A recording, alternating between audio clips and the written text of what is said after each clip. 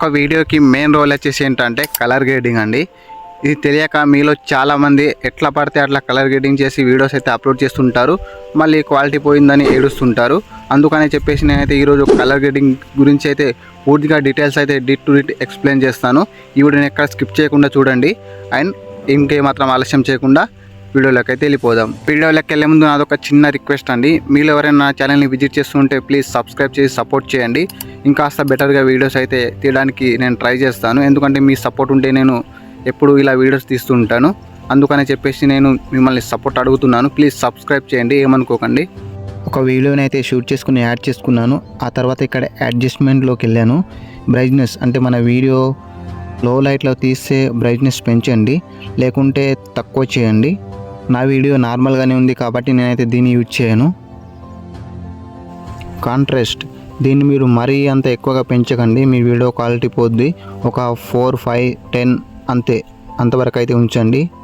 Saturation same ఇది కూడా అంతే, పెంచితే 10 వరకు పెంచండి, తగ్గిస్తే 10 వరకు తగ్గించండి, అంతే. మరీ అంత ఓవర్గా పెంచకండి.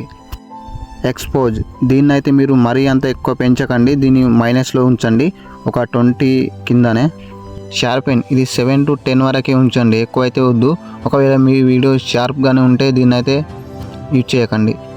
HSL ఇక్కడైతే మీరు దీని మీద క్లిక్ చేసుకొని ఇక్కడ మీ ఫేస్ని అయితే కొద్దిగా వైట్ చేసుకోండి. ఇప్పుడు ఎల్లో మీద క్లిక్ చేసుకోండి. అండ్ ఇక్కడైతే మీరు మీ బ్యాక్గ్రౌండ్ అయితే చేంజ్ చేసుకోండి మీకు నచ్చిన విధంగా. ఇలా పెంచుకుంటూ మీరు సరిగా చూసుకోండి. అక్కడ ఉన్న క్యాండిడేట్కి అండ్ బ్యాక్గ్రౌండ్కి సింక్ అయ్యే విధంగా ఇలా కలర్ గ్రేడింగ్ అయితే చేసుకోండి. అప్పుడే మీ వీడియో అయితే అవుట్పుట్ రిజల్ట్ అయితే ఎక్దమ్ కనిపిస్తుంది. ఈ బ్లూ వచ్చేసి ఏంటంటే మన బ్యాక్గ్రౌండ్ అంటే పైన స్కై ఉంటుంది కదా, దాన్ని అయితే బ్లూ చేసేస్తుంది.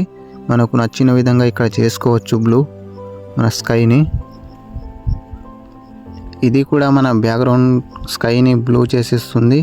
ఇటు యూ మీద క్లిక్ చేసి అండ్ సాచురేషన్, లూమినేషన్ మనం సరిగా చూసుకొని చేసుకోవాలి, అప్పుడే మన బ్యాక్గ్రౌండ్ అయితే మంచిగా కనిపిస్తుంది. గ్రాఫిక్స్ మనకు అవసరం లేదు. నెక్స్ట్ హైయెస్ట్ అంటే మన వీడియో లైటింగ్ ఎక్కువ ఉన్నా కానీ తక్కువ ఉన్నా కానీ మనం ఎక్కువ తక్కువ చేసుకోవచ్చు. ఇది షాడో ఎక్కువ తక్కువ ఉండి తగ్గించవచ్చు, పెంచవచ్చు.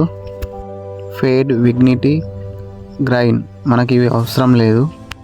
అండ్ ఇంకొకటి మర్చిపోయినా, అదేంటంటే వీడియో టెంపరేచర్ అంటే మనం ఒకవేళ ఎండలో తీసినా కానీ నీళ్ళలో తీసినా కానీ ఈ టెంపరేచర్ సాయంతో మన వీడియోని అడ్జస్ట్ చేసుకోవచ్చు. ఒకవేళ మీ వీడియోకి ఇంకాస్త బెటర్గా కలర్ గ్రేడింగ్ కావాలంటే మీరు ఫిల్టర్స్ని యూజ్ చేసుకోవచ్చు. ఇక్కడ మనకు అనేక రకాల ఫిల్టర్స్ అయితే ఉంటాయి. లైక్ మీరు ఇష్టం వచ్చింది పెట్టుకోవచ్చు, అంటే ఈ వీడియోకి తగ్గట్టు ఫిల్టర్ని అయితే పెట్టుకోవచ్చు అనమాట. నేను ఒక ఇంపార్టెంట్ చెప్పడం మర్చిపోయాను, అదేంటంటే మన ఫేస్కి పింపుల్స్ ఉంటాయి కదా, వాటిని ఎలా రిమూవ్ చేయాలి, మన ఫేస్ ఎలా గ్లో చేయాలో చెప్పలేదు కదా. ఇక్కడ రీటచ్ అనే ఆప్షన్ ఉంటుంది, దీని మీద క్లిక్ చేసుకొని ఇక్కడ ఫేస్ మీద క్లిక్ చేసుకోవాలి.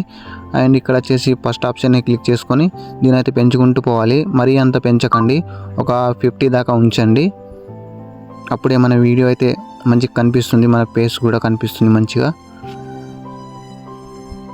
కావాలంటే ఇక్కడ ఉన్న ఆప్షన్స్ని యూజ్ చేసుకొని మన వీడియోని మన ఫేస్ని అడ్జస్ట్మెంట్ చేసుకోవచ్చు. ఇప్పుడు మనం కలర్ గ్రేడింగ్ చేసిన వీడియోకి మళ్ళీ ఇంకొక వీడియోకి డిఫరెన్స్ చూపిస్తాను, చూడండి ఎంత డిఫరెన్స్ ఉందో.